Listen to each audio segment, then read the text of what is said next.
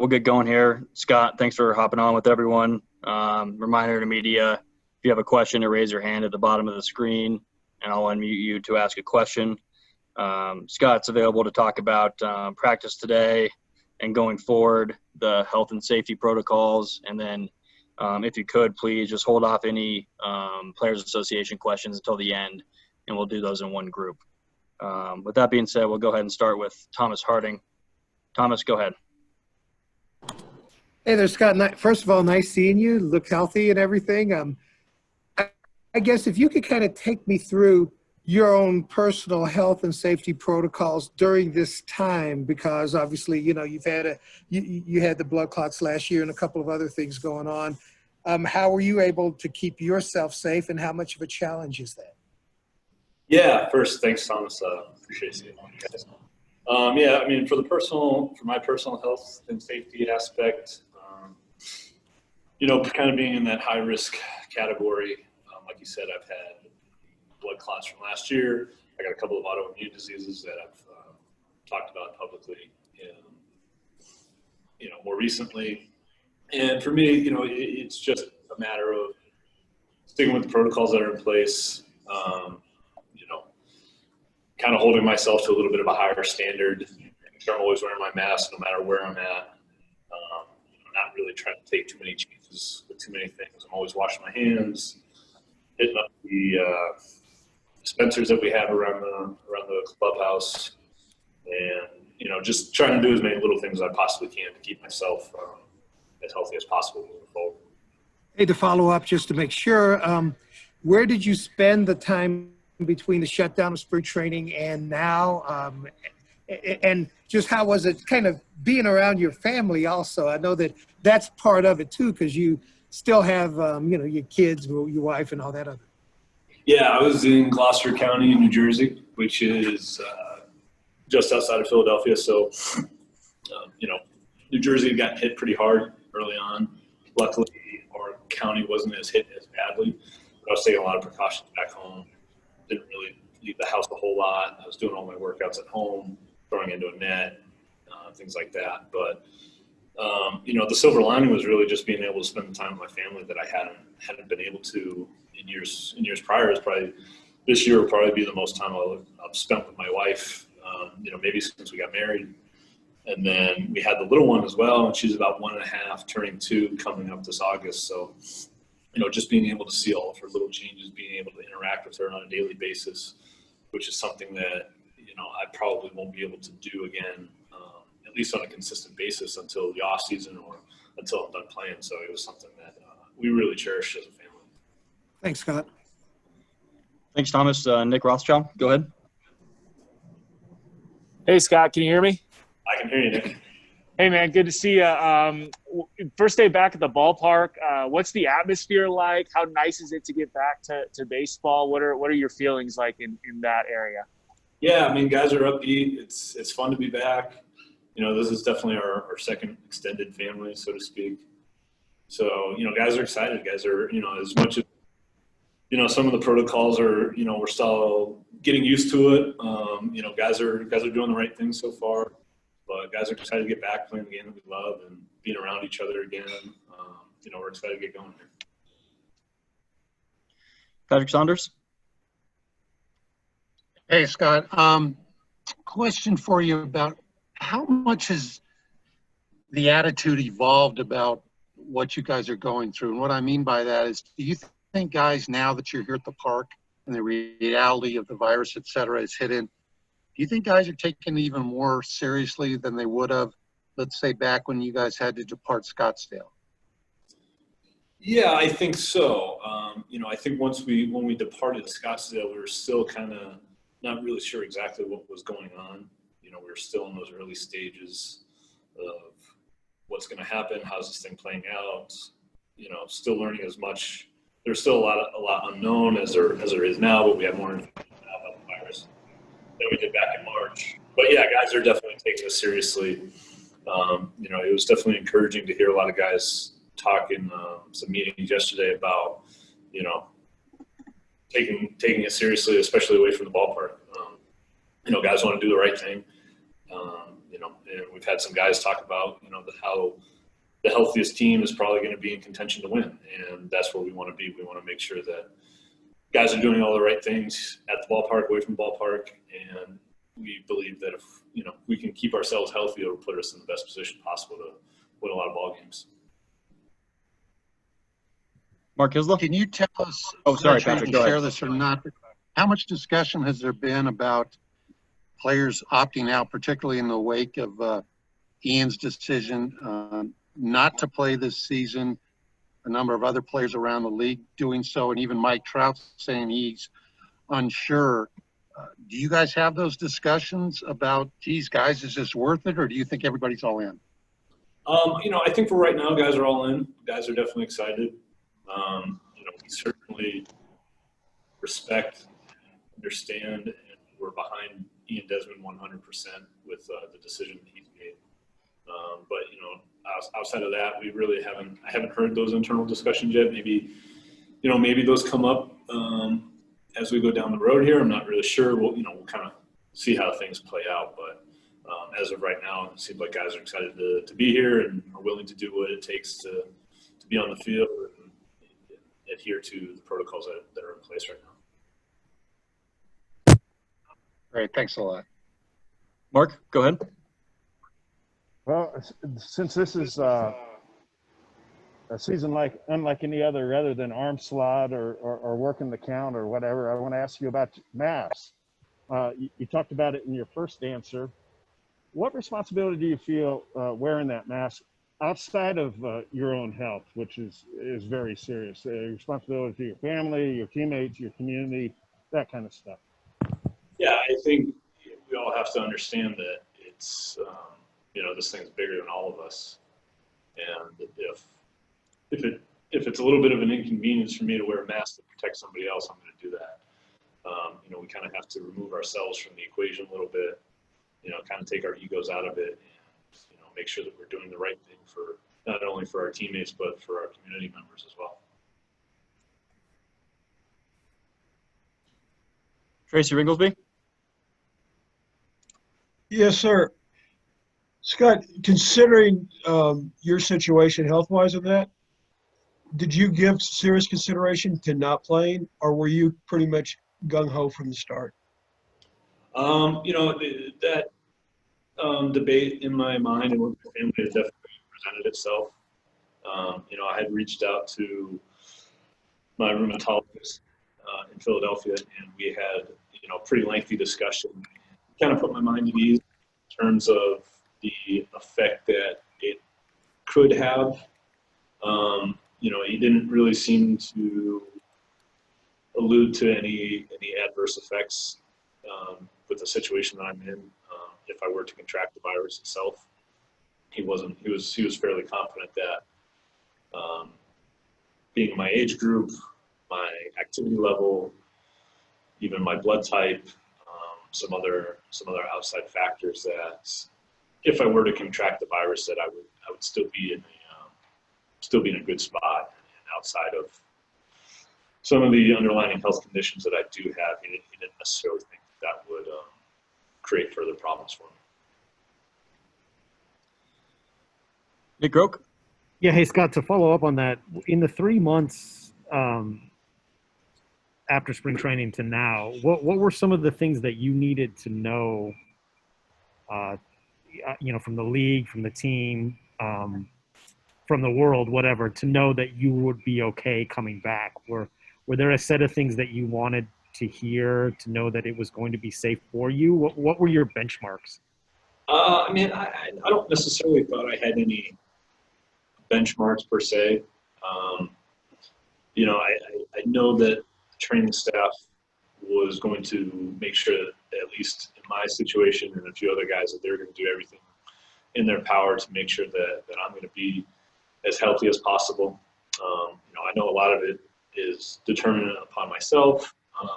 And then once I started seeing some of the protocols early on, I was actually pretty encouraged. I would have rather seen a lot of the overkill that we have, maybe, rather than them not going far enough. And from a personal standpoint, I certainly understand every precaution that they're going to take. And yeah, it was something for me that I looked at it, I felt comfortable with it. Not necessarily really having it like true benchmarks, like you said, but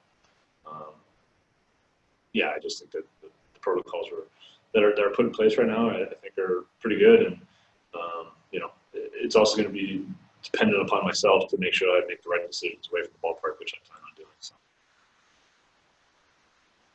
Kevin Henry. Hey, Scott, thanks for the time, man. Hey, just wondering about in the off season, how you balanced staying healthy and making sure that you were staying healthy with getting prepared, not knowing when a season might start, if a season might start. What was that like for you preparation wise and even mental wise?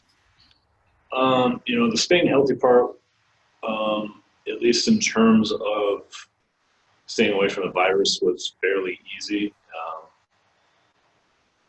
My saint of a wife who went out of her way to really make sure that, she took care of everything outside of the house, did an unbelievable job protecting me, protecting my daughter. And, I can't say enough about, what she has done the last 3 or 4 months. And then I was able to basically go out, get myself a net, get myself some weight room equipment, and keep everything at the house. So, just kind of did everything that I could. I already had a mound at the house from a few years back that I had bought. So I had some land behind one of my neighbor's house, was able to throw it in the net, was able to get some workouts in. And then, then my wife was able to kind of take over the rest and do a lot of grocery shopping, go to Target, run a lot of errands, and, make sure that we were well stocked and make sure that my health and our baby's health was put ahead. So, Romy, go ahead. Hey, Scott. I'm kind of curious. I know everyone said, the atmosphere, everyone's excited, but I'm curious how different this feels than spring training. You have one field compared to what you guys are used to for spring training. What are going to be kind of the biggest challenges doing summer camp at Coors Field as opposed to down in Arizona? It certainly has a different feel to it, I guess. We know the games are right around the corner. So, I don't necessarily think it's the same buildup as we would have in spring training necessarily. But some of the challenges are definitely adhering to those protocols, especially on the field, remembering that, hey, we got to keep our distance. Hey, it's going to be a little bit strange that we have to carry our own baseballs as pitchers everywhere. We have our own rosin bag. Some of those community sharing type of things that we normally have are no longer for this year. So I think it's just kind of consciously being aware of those little things along the way, knowing that we're going to have to spread out the times. We understand that. We know that. But at the same time, I think guys are, really looking forward to the season. Really looking forward to, just getting this thing going, getting back to some normalcy in the sense that, we're together as a team. We're working out together. We're on a big league field. We got guys scattered all over the place doing, all sorts of makeshift type of workouts, guys throwing off of homemade mounds, guys throwing off turf mounds, guys throwing, wherever, guys hitting wherever. So just kind of having it all condensed under one house definitely feels, like that normal type of team camaraderie type of thing. Okay, Patrick Saunders. Hey, Scott, I have a couple baseball questions for you. We all know that you guys are going to have a short window to prepare for the 60-game season, and Bud Black indicated the other day that starters, of course, are not going to be able to go deep, at least at the beginning. Can you rate for us and assess the confidence and the talent and the depth of the bullpen to help carry this team in the early going until the starters get stretched out more and can go deeper into games? Yeah, we certainly have a lot of guys down there, a lot of experience, especially pitching in this ballpark. There's not too many secrets, when it comes to pitching here. We've added some other depth You guys like Tim Collins.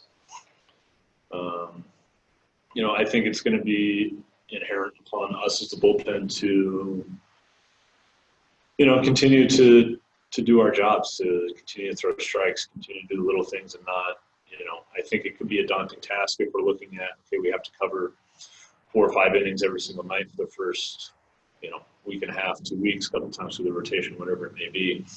I think as long as we're looking at things, as cliche as this may sound, 1 pitch at a time, 1 game at a time, whatever. I mean, that's honestly the truth of the matter.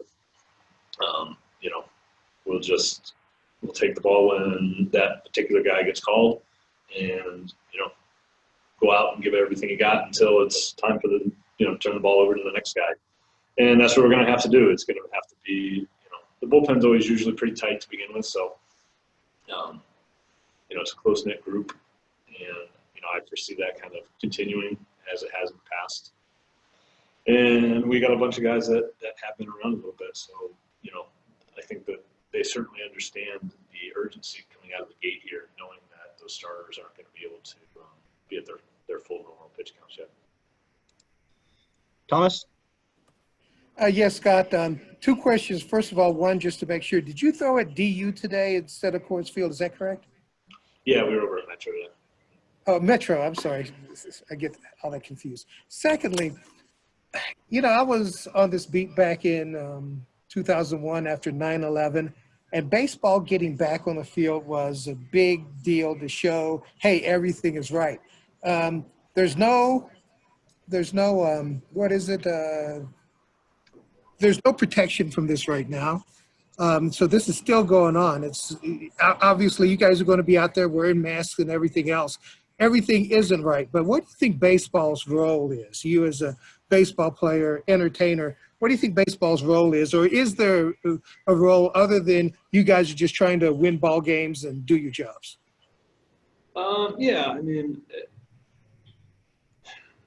I can't necessarily say and compare this to 9/11 just because of the nature of the circumstances back then. This is certainly different in its own right. But I hope that we can kind of be somewhat of a distraction a little bit for the general public of, all the things that are going on in the world, especially this virus. There's just a lot of, maybe unrest, maybe uncertainty, and, maybe if we can at least provide a little bit of, maybe some hope, maybe some, maybe a little bit of normalcy, whatever that means to people at this point. I think that, we'll be doing our jobs in that sense and, kind of helping things move along and at least maybe, help people take their minds off of things for a little bit. There's, like I said, there's a lot of uncertainty in a lot of different aspects of the world right now.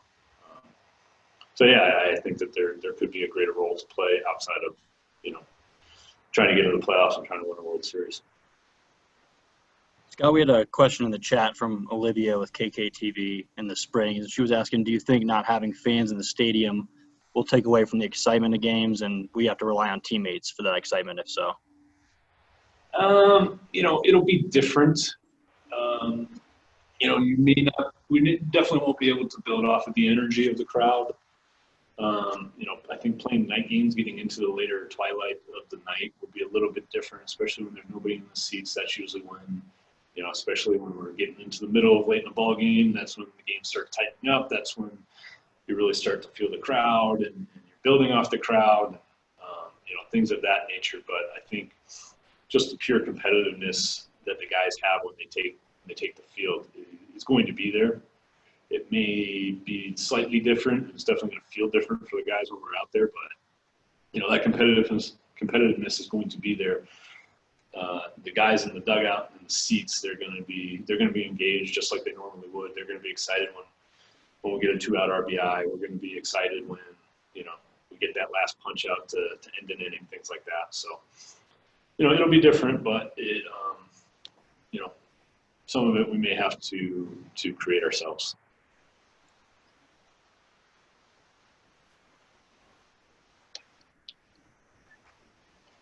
Hey, Scott, just a question about baseball operations. We've seen in the past months, or in the past seasons, excuse me, we've seen the Rockies be able to get off to really hot starts, in April and May, and then kind of fall off as the season has progressed. Obviously, we're all going along on the fly here with the 60-game season. My question to you is, do you think that the shorter season could help the pitching staff maybe put it together for a shorter period of time? Do you think maybe that'll help establish some momentum for you guys and play to your strengths? Yeah, I mean, I think that there's an opportunity for everybody that has some depth in their pitching, especially the starting pitching staff. I think it'll play well for us. I think it's nice. It's actually kind of a unique situation in the sense that we actually get to finally practice in our home ballpark, in our home altitude, really for the first time than we have in years prior, where we're always doing our spring training, and in Arizona we usually start on the road for a week, and then it's kind of get hit in the face by the altitude a little bit when we come back home. So, having these 3 weeks is actually going to be, I think, really beneficial for our pitchers to really hone in and lock in on their breaking pitches. It'll definitely help our hitters, get readjusted, get reacclimated to our ballpark. But yeah, I think it'll certainly give us, a little bit of an advantage going forward. And, you never really know what's going to happen in the 60-game season. Like you said, we've historically started off pretty hot, and hopefully we can continue that and put ourselves in a position to be, in contention for a division title and going into a playoff scenario. Any more questions for Scott? All right, Scott, well, I think we're good to go. So thanks for hopping on here with us. Really appreciate it. Thank you, everyone, for hopping on as well. All right, guys. Thank you.